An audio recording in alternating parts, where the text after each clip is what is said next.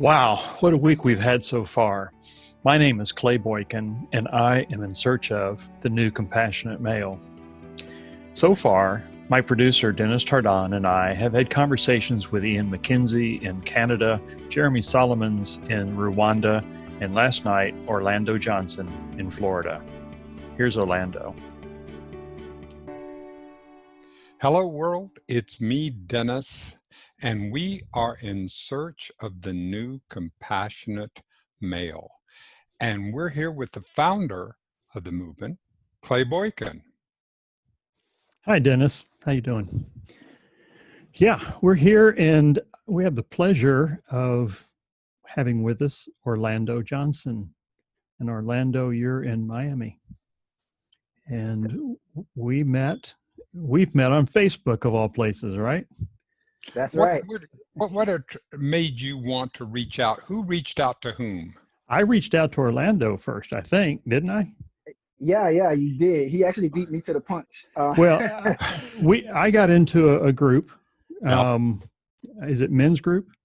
Yeah, men's group on Facebook. Yeah. Somehow I got invited into there, and then I saw your posting that you were starting a podcast, and I looked at it, and I thought, this is good. And see, we're pretty new on our podcast. Yeah. And Likewise. so Yeah. what I'm doing, I've been on this search. I believe that there's a new compassionate male that's emerging, that with all the downward pressure that's going on, that in our heart of hearts, we know what's true. We know what the right thing is. And that's starting to come out, and it's coming out from my vantage point, as compassion. And, and it seems like a touch point that everybody goes, yeah. And, so I'm connecting with as many of the podcasters as I can who are discussing men's issues, who are looking at this from different vantage points, so I can learn. And because I think that this new compassionate male is really emerging as the new archetype. Yeah. And so when I saw a little bit of what you were doing, and I said, we got to talk. We got to talk. One of the things that we've been in our search, we're saying that, and especially here in the United States, that was built upon the white male patriarchy.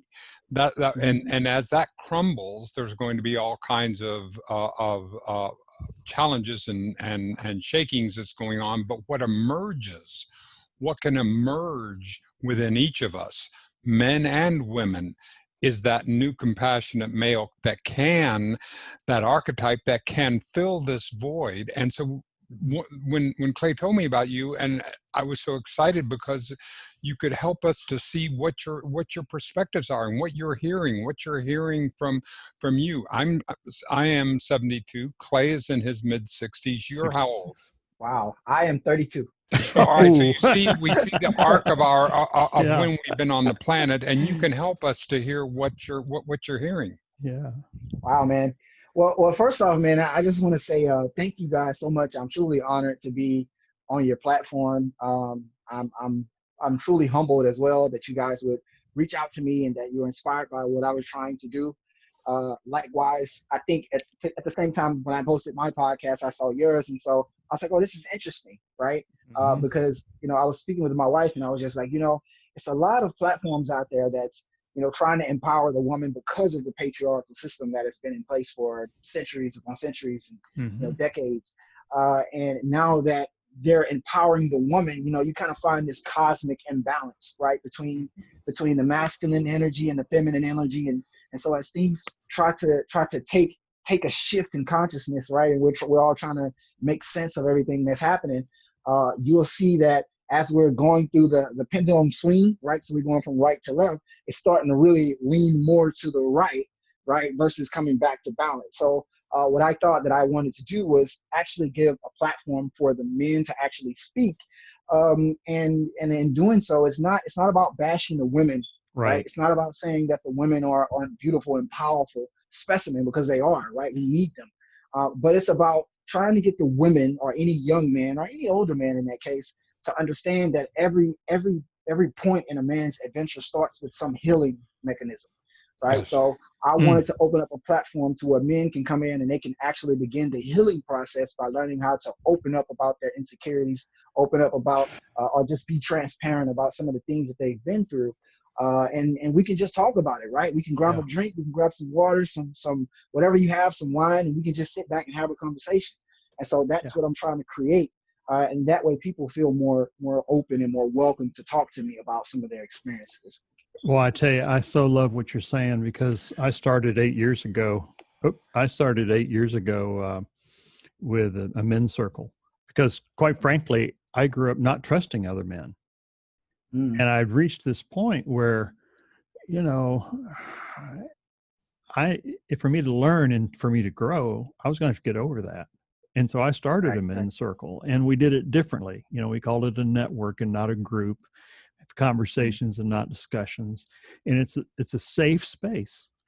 It's a safe mm, space for us to gather and not judge one another, not try and fix right. one another, not call anybody out, but practice connecting head and heart, and then learning how to speak from the heart, Yeah. learning that It's, vocabulary, and yes. and to do it with other men and realize that we're all on the same level here. We're trying to figure this out. And Yes. so it sounds like that's what you're doing on your podcast forum. And I love it. Absolutely. Awesome, man. Me too. So what Awesome. are you learning, Orlando? What's on the minds and in the hearts of the guests that you're getting? What are some of them? Not everything, of course, but just some of the things that have been coming up. Okay, that's a great question. It's actually two things that I'm learning. The first thing is, uh, so every man has a different definition of what manhood is. Mhm. One. Every man that I bring on the show, I always ask them the same question: how would you define manhood?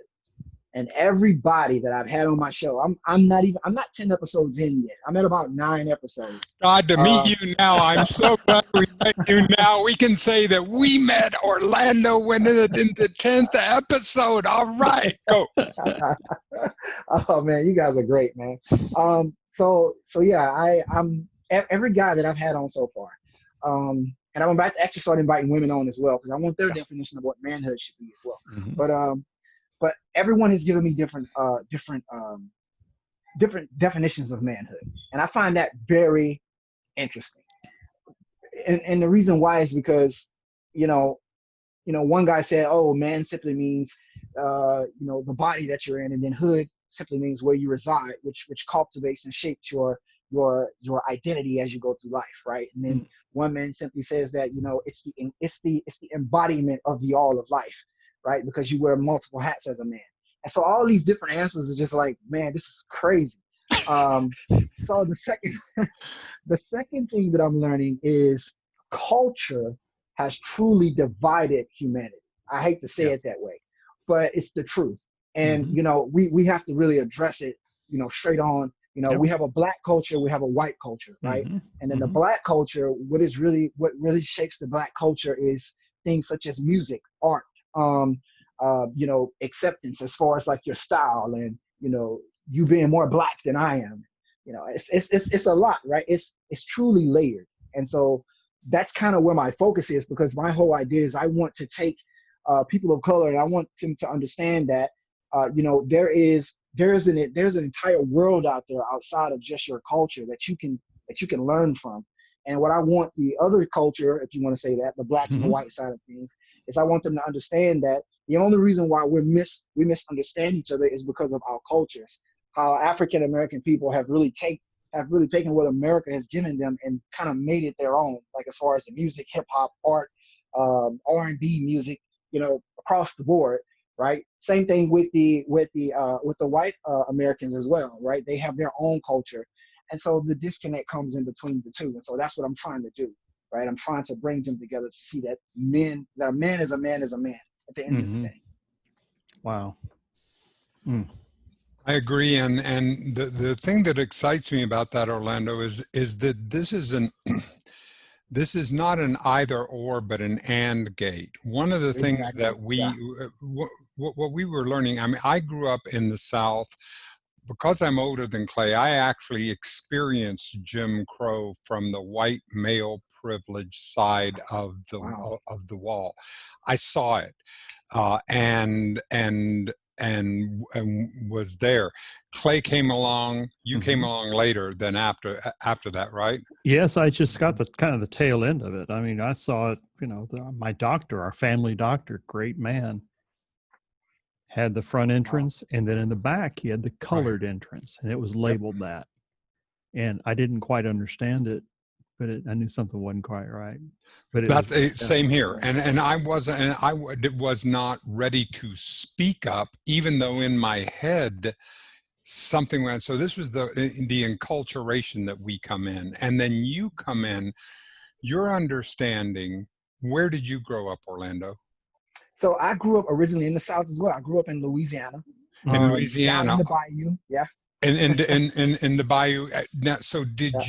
did your parents, did they speak of Jim Crow? What was the way that you grew in your own racial identity and understanding So, about what it was like to be black in the South in when you were growing up?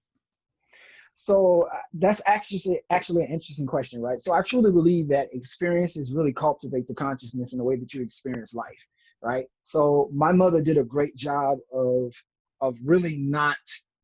It's not that she did not make me aware of racism, right? She made me aware of it, but she did not allow the negative aspect of my mind to really hone in on that. She made me aware, like, these are the things that are happening in the world, and this is what you can be in the world, right? So don't allow this to really shape who you're gonna become. So I kind of took that, and what happened was, actually, believe it or not, when I was in school, there was racism, right? And we were actually about 50-50, half black, half white. But I grew up in the town of Amy, Louisiana. And so it's really like maybe one way in, two ways out. Really small, it's not big at all, right? And we were actually good people, man. There were some good people there. I'm not saying that there were not racist people. We just decided not to be involved with those people. So we just involved with the ones that wanted to be involved with us. And so my growing up was really more balanced, to be honest with you, because I only hung out with friends. I actually played in a marching band, so I had a lot of white friends that I actually hung out with, invited me over to their homes, to their cookouts, and Yep. it was a good experience for me. Now, on the other end, I also had the negative side as well. I also played baseball, so I also was around more people who really didn't want to hang with black people as much because they saw us as a threat because we were perhaps, I don't know why, we were more athletic. I don't know, but for whatever reason, that did happen, and Mhm. I would tell my mother about it, and she would always remind me, "This is what the world shows you, and this is what you can actually become. You can be the person who links together. Just continue to show love." So that's the upbringing that I have. I can't speak for anyone else's No. experience, unfortunately. Yeah. Well, when testosterone hit that brain and you had to go through that 12, 11, 12-year old and they're going, how did that impact you in you defining who you saw yourself as a man? Were you, because you're obviously an intellectual, you've obviously studied and read and done a lot of work. So what was that journey? So when I was a child, I actually grew up very religious, right? We grew up in a denominational sect called Church of God in Christ, which is basically a spinoff of Baptist, if you will. I think it's a little younger than Baptist, but basically I grew up very, very religious. And religion kind of really is the foundation of who I am. As I evolved through time, I wanted to have, I had this urging thirst to know more about God, right? And a lot of people would say that, oh, you're going to be a preacher or whatever, so on and so forth. So I kind of like just took that and just was like, okay, let's go, right? And so as I went through, my 11 years old, I was going up into adulthood. I really began to go from this kid who was just kind and nice, and people just kind of looked at him as such, to this kid who began to become like an oddball, right? Because I kind of just engulfed religion in a sense. And so in doing so, it just made me, I didn't really have a lot of friends. I had people that I was cool with, but I didn't have a lot of friends, but I did have this will to want to know more about God. So I'm gonna try to fast forward and get to the next point. So in doing so, it really drove me to want to know about Christianity. I wanted to know more about religion overall. And so it started there. So I didn't go to seminary, but I did study a lot. I studied some Hebrew, I studied some Greek, so like I really start delving into what religion actually was, not knowing that it was going to take me to a more deeper Yeah. spiritual concept. So, and this story is crazy, but I'll just stop there. If you have more questions, you can ask. But yeah, so we'll just leave it there, and we'll pick up from anywhere. Orlando, I have you now have children, right? I do. I have How to. are, of course, one of the great phrases that I heard is that was from Robert Fulghum, the guy that wrote Everything You Needed to Learn, You Learned in Kindergarten. And it goes like this. It goes, don't worry that your kids aren't listening to you. Worry that they're always watching you. Mm. So how are you, tell me what your experience and what you're learning about your own compassionate male and how you're exemplifying that to your children. Well, one, I will say this: it has been quite a difficult journey so far. And my kids are my kids are relatively young, and they're 1 and 3 years old, so they're still. My son is Wow. about to start. Yeah, I know. He's actually about to start remembering things now. My daughter is just all over the place. She does whatever she wants to do when she wants to do it. But anyway, so this is what I find to be very difficult. Since I went into that deep spiritual journey, right? I started studying ancient mythology, the ancients, different things like that. Um, it, it does make it difficult sometimes because I get stuck at times because I want my son to really embody, and my daughter to embody all of what spirituality is. And sometimes I have to kind of hone in on it and realize, listen, I need to start somewhere simple for them and then bring them more into maybe the more complex version of what that is. So what I do in the meantime to give my son the compassionate aspect of what manhood is I love on his mother. And I show them that quite often. At night, before we put them down, we'll have dance sessions. So we'll put on some music and we'll dance in the living room together. And I'll kiss my wife, and then I'll say, let's give each other hugs. So I'm constantly giving them, the compassion that their mother needs. One, and then I continue to show that compassion to them, and then they just see the whole loop effect. And sometimes they'll be in the room playing, and they'll just be hugging each other. And my daughter does this little aw thing now that she's getting older for whatever reason. I don't know where she learned it, but she's starting to do that now. So yeah, I really try to give them that. And my son, he sees me setting up with podcasts. I also travel across the country, and I really got into my career, kind of what I do and different things like that. So a lot of times he'll see me, interacting with other people, and he'll ask, he'll be like, Daddy, can I talk? Or oh, daddy's doing this. And so he'll pull out the iPad and he'll see me doing things. And so that's no lie, that quote. They watch everything that you do. That is truly a fact. Mm. Do you see, Orlando, do you see any of the opportunities for the compassionate male when, like, for example, in Chicago, when we have so much gang violence, and I don't know how it is in Miami, Yeah. or how it is, but is there room for men to look at each other and grow? Are there places to have this conversation, a place where Clay and I might not be, but you would? At right now, so yes, in Chicago there is a space for it. The thing is is the space prepared to accept you? That's the question.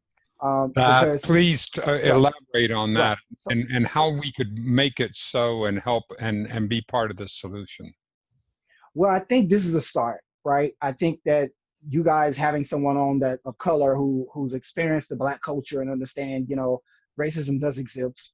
Police Yep. brutality is a real thing, and we're trying to fix it.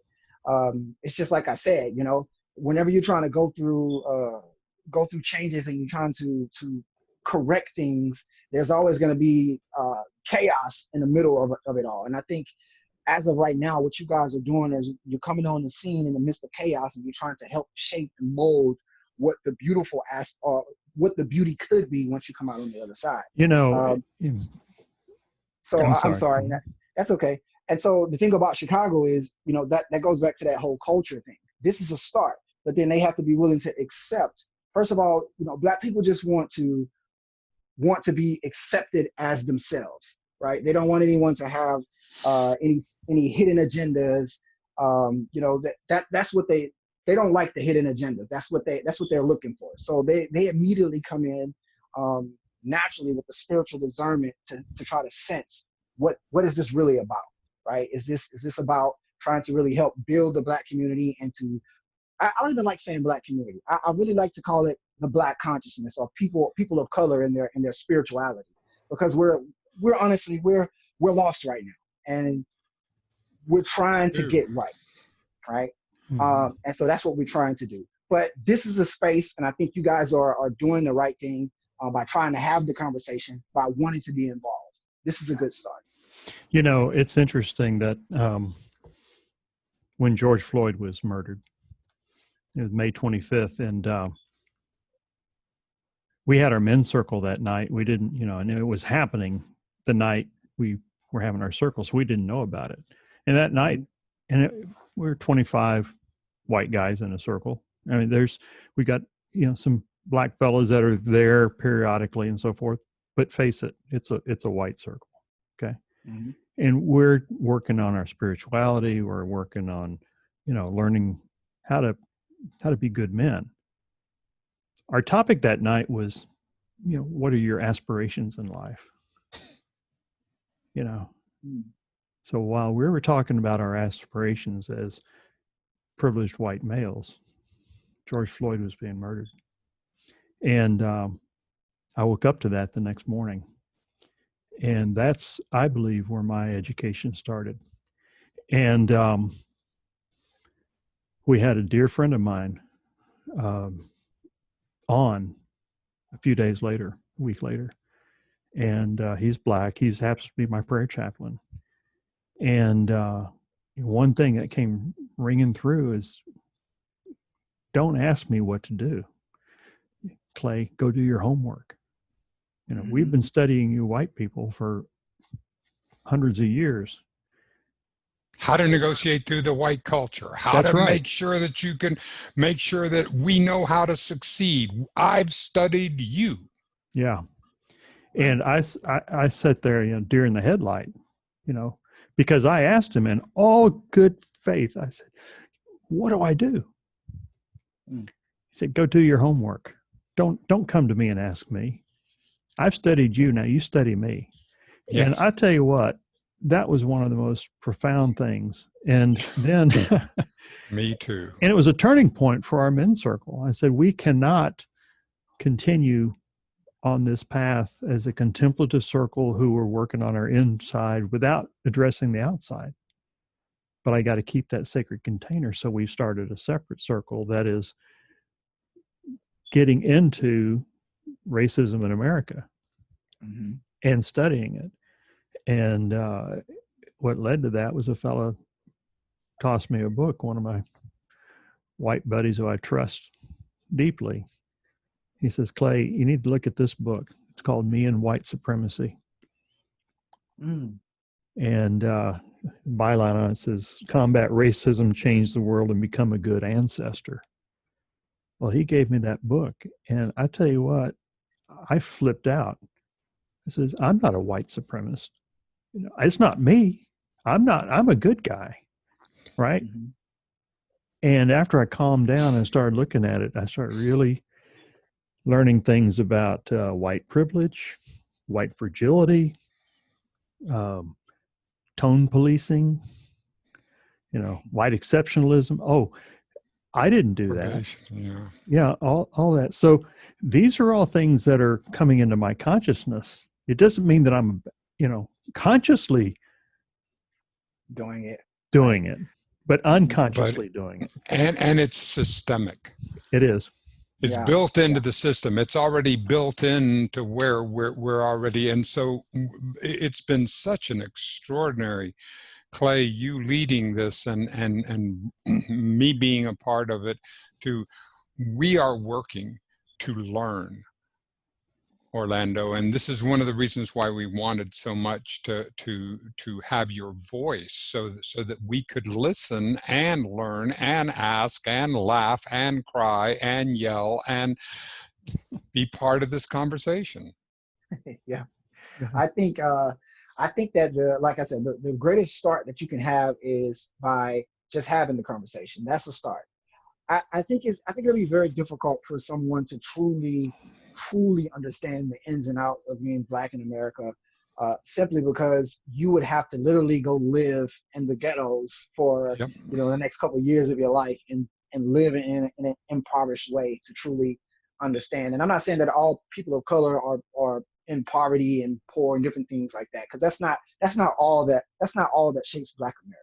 No. There's obviously intelligent people, but just like that, there are people who are successful and who have marriages and families and they're doing well for themselves. There's always that look over the shoulder, right? There's always that judgment of your color. I live in Miami, Florida, and here in Miami, it's really Latina heavy, right? So you don't really see a lot of people of color out here. They are out here, but they're very small. Mm-hmm. So it's really you have the Jews, you have Latinas and different things like that. So it's a very islandy type of place, and people mistake me for Jamaican all the time. but I'm not. I'm like, So oh, do I'm just you straight know, black. man? You can, yeah. No, I'm Do like, you no, do man, the Jamaica accent? no, No, I'm not even close. I have some neither friends, is Dennis. right? You have to really throw it a little bit more. But no, guys, I think that what you're doing here is good, and I think that we hear it, and there are people. Listen, what you have to understand is, in life is duality, right? And duality from both cultures, whether white or Black. In the Black culture, you have the dualistic nature. You have the Black culture who's trying to progress and a little bit more understanding that people are trying to know. And then you have the other side of Black culture that's, I don't give a Hmm. what you're trying to Mm-hmm. know. You guys have wronged us. And so what they're doing is they're Of just course. enacting, they're coming from a perspective of hurt people, right? Yeah. So when you have these people who've been wronged for all these years, the first thing that they want to do, instead of trying to reverse engineer the pain and the agony, they're basically going the opposite direction. They say, well, I was pain, so I'm going to cause pain. I want you to Hmm. suffer. And so we'll never really move beyond uh, where we come from. We'll just keep enacting it, right? So then eventually the Black people will suppress the white people, and then it'll reverse again, and then the white people suppress. It'll just keep going. Yeah. So, there's an uprising of people such as yourselves who's trying to find the compassionate aspect of this. Um, we realize, right, that racism and slavery was wrong, and it should be some amendments for that, and that's what Yes. we're trying to do, right? But on the flip side of that, while we're trying to make it right, while we're trying to set righteousness back as spirituality within the world, there's going to be some growing pains, and so Hmm. we just have to be willing to go through that. Not everything is about brute fist fight, forcefulness, and different things like that. While there is a time for that, I don't know if you guys have noticed yet. I'm big on balance. That is my driving force. Well, Uh, that's so. Or did you study that through Buddhism, or did you have that as as an understanding of a Zen perspective of balance? um, I did read some Buddhism quotes, some Buddhist quotes, but I don't know. I can't really explain. It's just naturally happened. God, it's beautiful. It really Yeah. is, because I've never seen anything in my life that balance, that it's when you see any of the gymnasts, like Simone, when she does that, those incredible, everything comes from that center of balance. Every Hmm. great work comes from a balance. This is one of the reasons why I feel like I'm yearning for us to have the conservative movement back to be principled conservatives. Like, Eisenhower, or that very much, because we need it. We cannot be. We need a balance. We need balances. We need both sides rather than one or the other. Absolutely, I agree, 100%. And I think that the only way people can begin to embrace balance, one, it has to start with healing first. In the Yeah. healing process, you get the cut, it's gonna hurt, you're gonna cry, you're gonna bleed, then you go to the doctor, then you gotta have surgery. That's gonna hurt too, right? But then after surgery, the healing begins, right? And I think that where we are right now is we're performing surgery.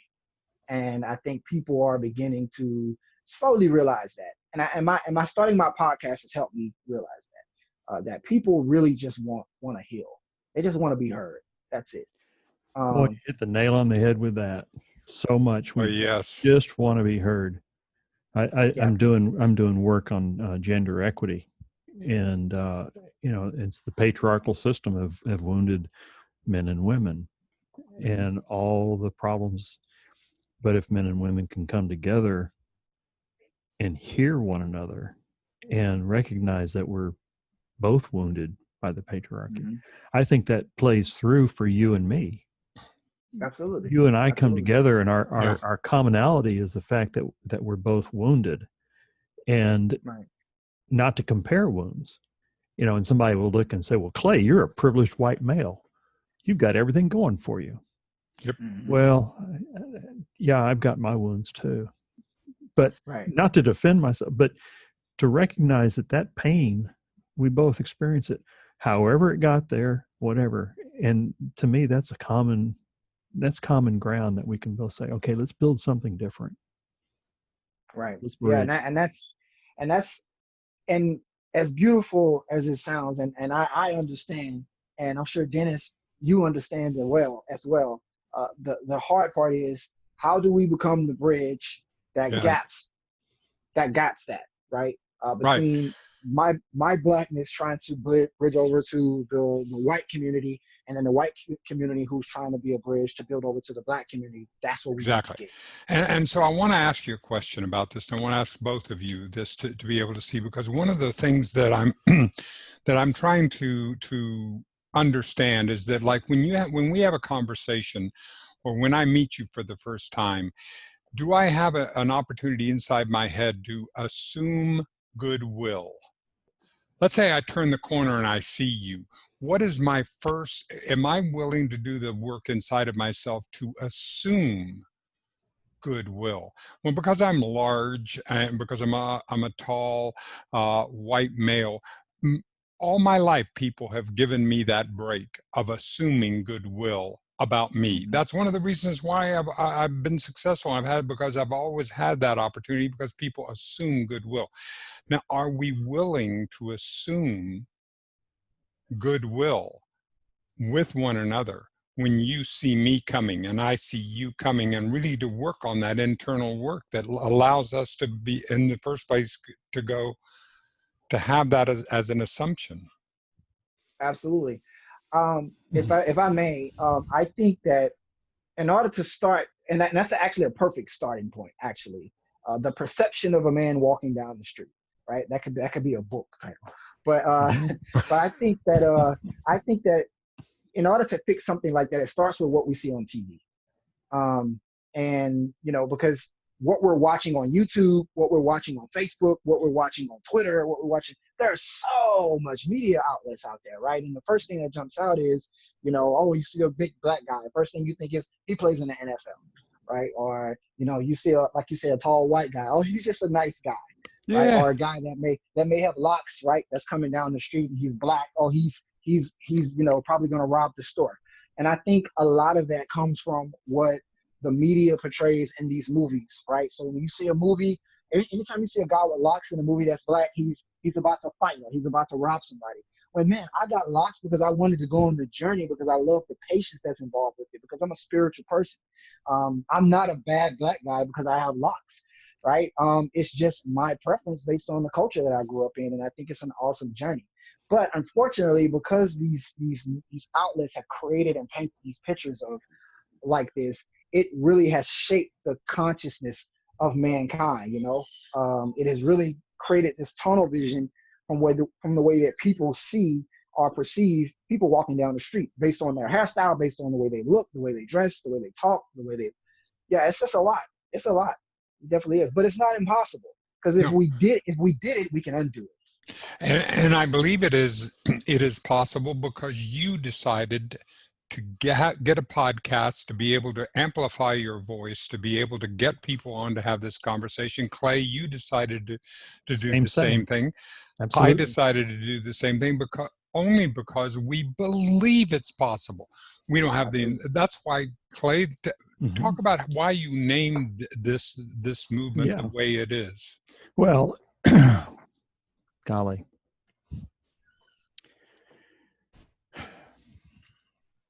Well, the new compassionate male, like I was saying in the very beginning, there's this burn that's happening. All the bad that's going on in the world is pushing down. And I believe that there's this spark inside each one of us of truth. We know what's right. And it's trying to come up. And it's like trying to hold a basketball underwater. Can't do it for very long. It's going to come out. The harder it gets, things are pushing down, it's trying to come out. Now, I don't believe that we men understand what that burn is. And we keep trying to push it down. Oh, that's, that's soft. That's something that's foreign to me. But if we open that up, we let that come up and we embrace that and we can connect in with that, then we become a complete male. And I believe that comes out in the form of compassion. John 15:13, greater love hath no man than this, that a man lay down his life for his friend. Yeah, that's true. How many times, the Marine or the soldier in the foxhole, he takes care of his brother, without regard for himself. That's the essence of where we begin. That is not, yes, you can learn it, but that's our natural instinct. Somebody next to you starts to fall. What do? You go to pick them up. You got to grab them so they don't fall. You don't think about, let me think about whether I want to do that or not. No, that's your natural instinct.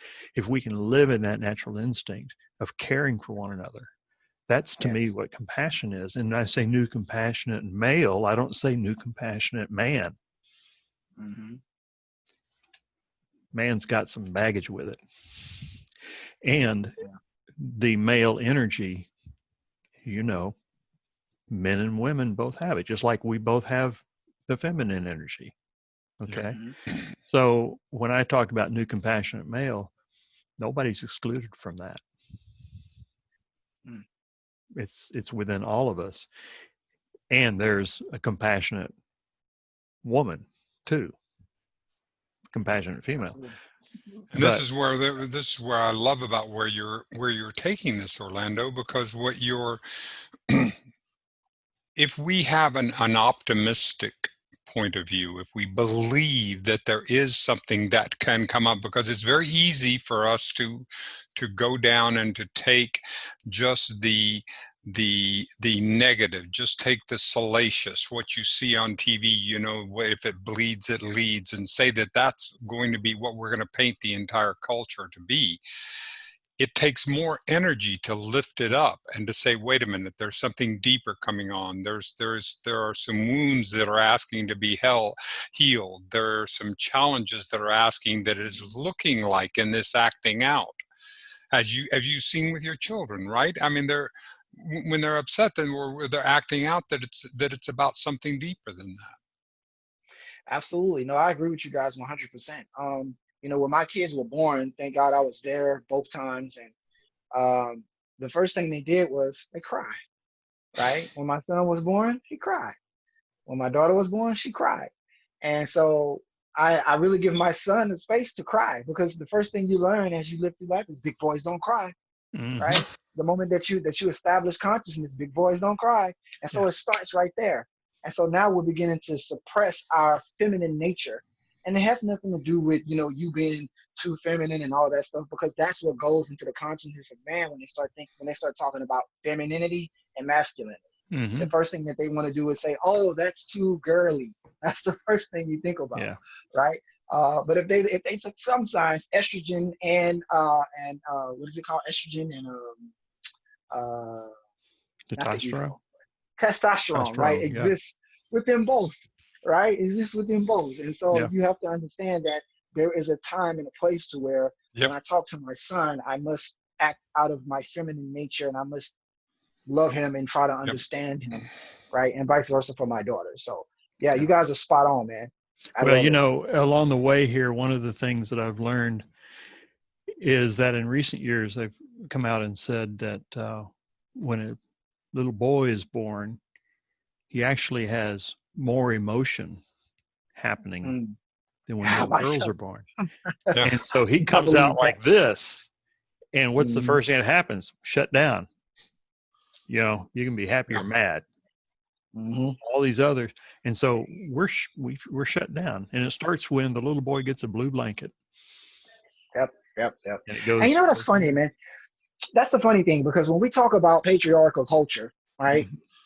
I told my wife, I said, when I start this podcast, I'm going to talk a lot about, allowing a safe space for men to speak, right? Not knowing that I would cross paths with you, but, uh, but in reality, we talk about the patriarchal system, and the women say, "Oh, everything is for the man," but we never talk about what the patriarchal system has done to the man psychologically. Absolutely. Brilliant.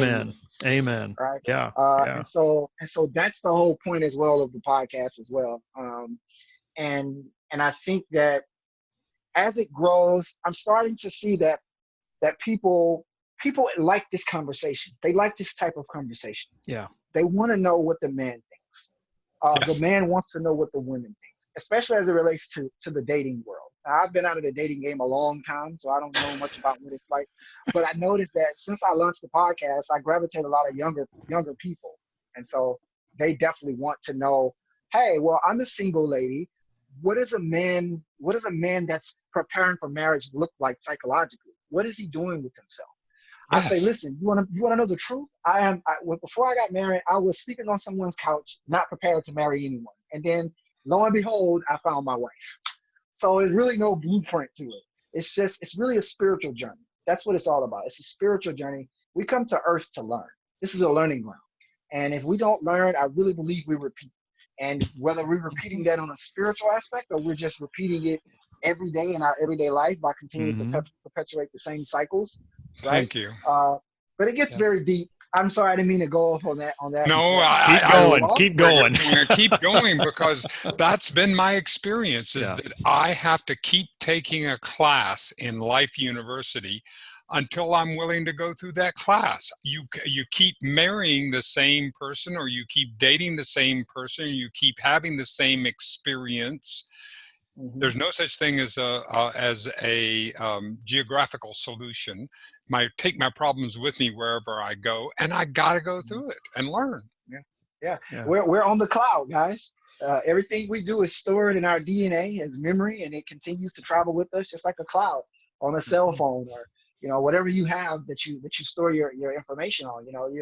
Your body is constantly collecting information, and so that's what we're beginning to see happen with mankind, right? We're beginning to see mankind want to correct all of these errors in the programming. We're trying to find ways to fix it.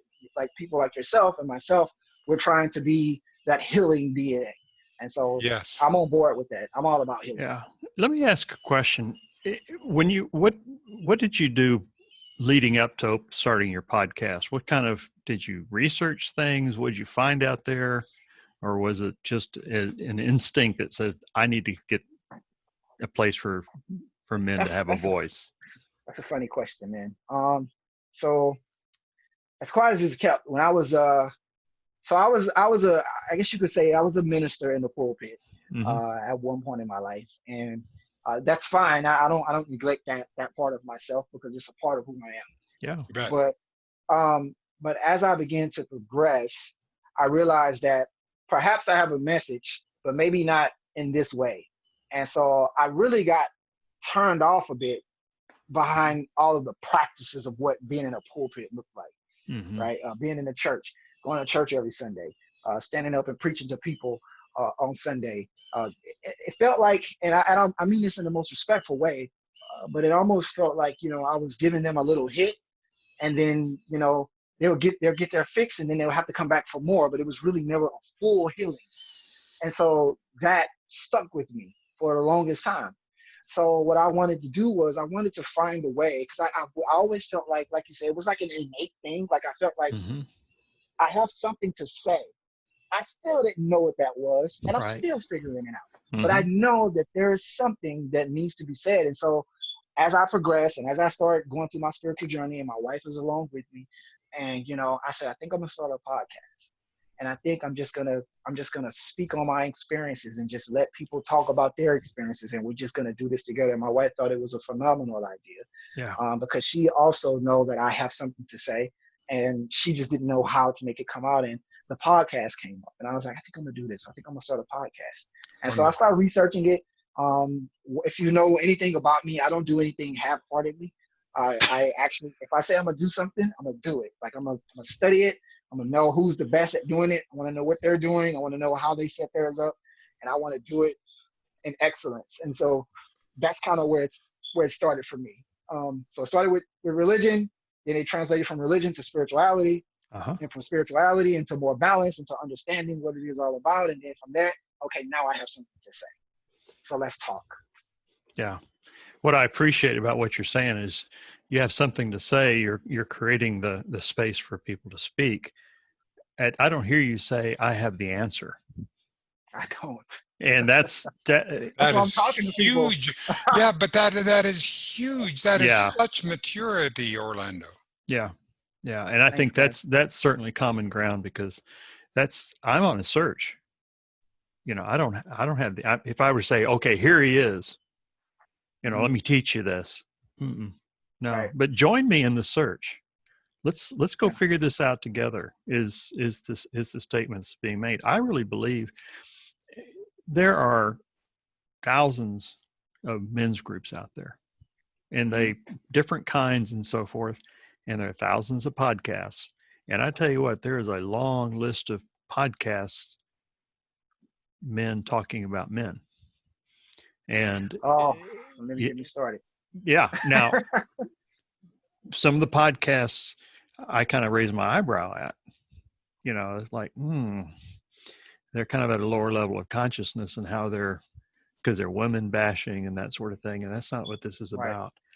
But Right. I believe that there are thousands of men like you and me out there, and a whole bunch of them have podcasts. And Yeah. there's a voice and there's a rhythm of, let's Yeah. ask the question, let's have the conversation. Let's don't predetermine the destination, but let's get into action in this way. And I think there's some powerful, powerful change that can happen because we're all growing together and we're learning together. It's not being foisted upon us. Absolutely. You're absolutely right. I love that, man. I love the fact that we're such on the same frequency in so many Mm-hmm. ways. I agree. We're really on a lot of the same frequency, and that was kind of the driving force. Because before I started the podcast, I wanted to know if there was a platform out there that actually gave men an opportunity to speak, whether positive or negative. I'm willing to invite a man on and say, listen, I've had 4 divorces in my life, right? And there is no blueprint for marriage. I thought that I had this, and I thought that I had that. And I would let him speak about his experiences. And other people may say, oh, well, he's a dog, or he's this. Because for some reason, the algorithm for the internet, it seems to be mostly negative, unfortunately. Yeah. You know, there's not a true algorithm for positivity, and we're trying to create it. We create it Mm-hmm. amongst ourselves. It would be great if we can have a national place to where this is positivity. And don't get me wrong, there are some positive podcasts out there, but when it comes to isolation, like allowing men to speak, it's either a man typically bashing women, Mm-hmm. or men bashing men trying to draw more women. Like they in the what you call the younger generation, they call it clout chasing. So what they're trying to do is they're just trying to earn clout from people just so Yeah. they can get fame. And what the YouTube algorithm is saying that is, you need to have a niche, and you need to find that niche, and you need to carve it out and stick to that. And so that's what they're doing. So if a woman did a podcast about how all men are dogs, and all these hurt women decided to join her, she started a niche, and she just keeps going. And so Mm-hmm. unfortunately, Oh, yeah. that's what we do, you know? But what I love about what you're doing, one of the many things is that we are, because whatever is emerging, it's going to be it's going to be something that's going to be different, which means that if we can be able to do the kind of math to have the algorithm that will uplift, and by doing that, I feel, is by reaching out to you so that we can have this conversation, then you're reaching out to others who are having it, and we can build something that has some resilience and sustainability. But it has to be something that has to be an evolution in our consciousness, and I have to be willing to come out of it different than when I entered into my conversation with you. I have to be willing and open to be able to do that.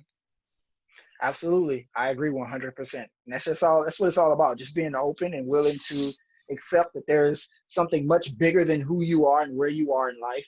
And you don't have all the answers, and you're just willing to just embrace the journey and just take in whatever you see, sort through what all the mess is, and accept what it is you need to accept to continue to move on. That's something that I'm learning how to do as well. My wife tells me all the time, she's just like, listen, your message is not one meant for everybody, and it's okay. She's a psychologist, so she's always trying to pick my brain. That's probably why I think the way I think most of the time. But What a yeah, she gift. says, yeah, she's like, not everybody's your message is not meant for everybody.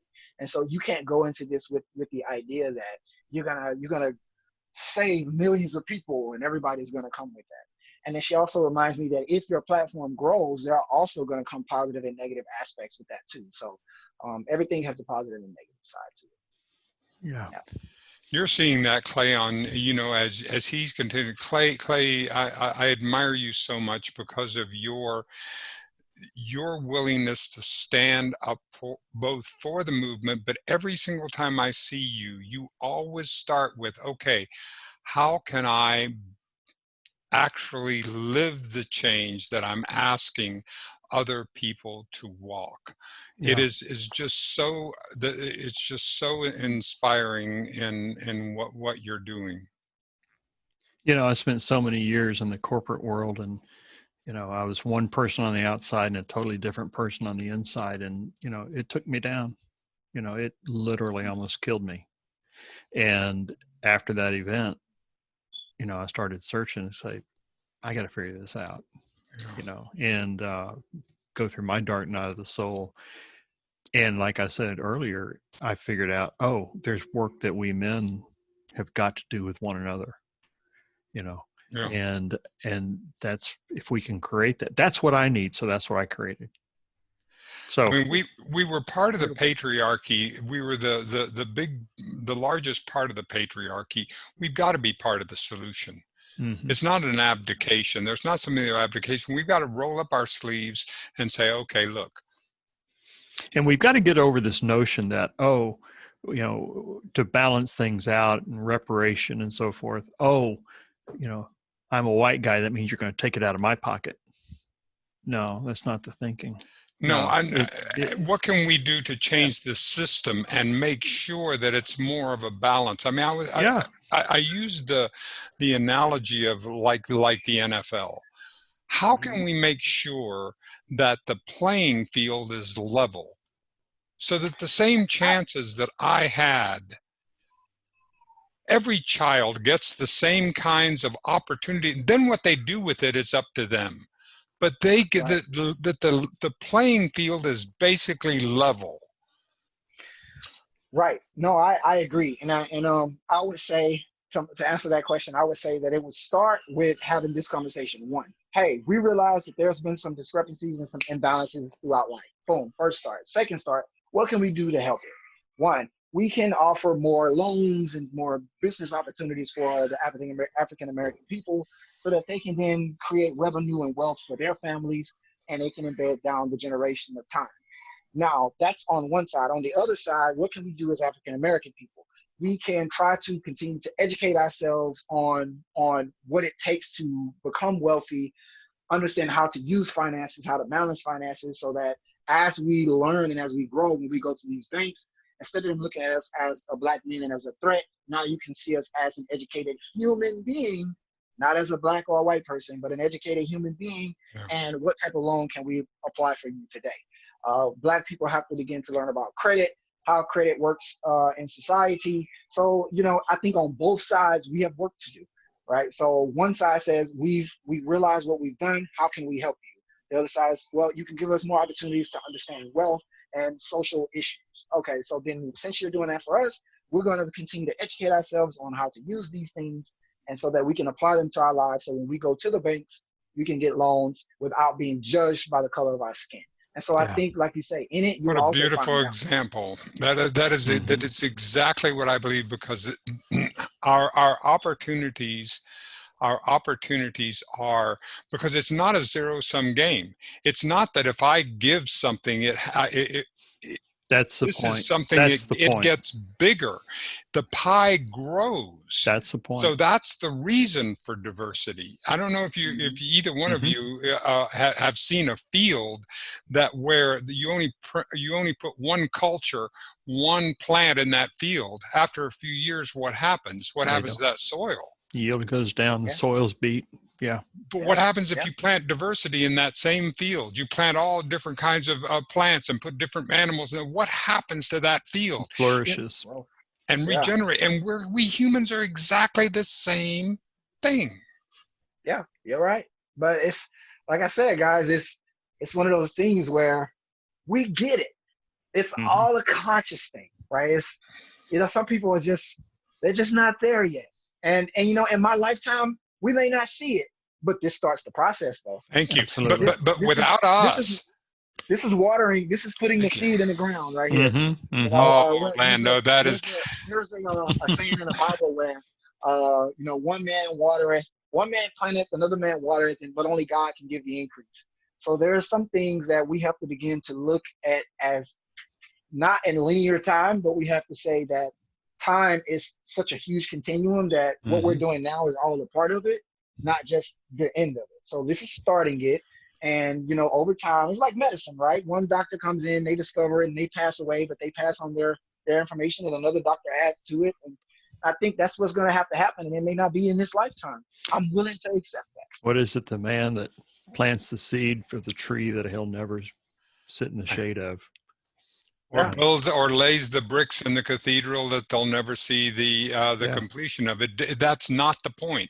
The point is my hand in yours, Orlando, my hand in yours, Clay. Yeah. And we're doing this together. That we're doing this. We're learning. We're laying the foundation so that generations to come will have these opportunities, and we're willing to do the hard work today. Absolutely, guys. You guys are doing it. It's no more willing. You guys are doing it. Orlando, thank you so much for the time today. Thank you. Bless your heart, Clay. Yeah. Thank you. And bless your heart. And bless my heart too. Goodness gracious. Let's go forth and see you next time. I am so glad that you could be with us in search of the new compassionate male. I'm Clay Boykin. See you next time.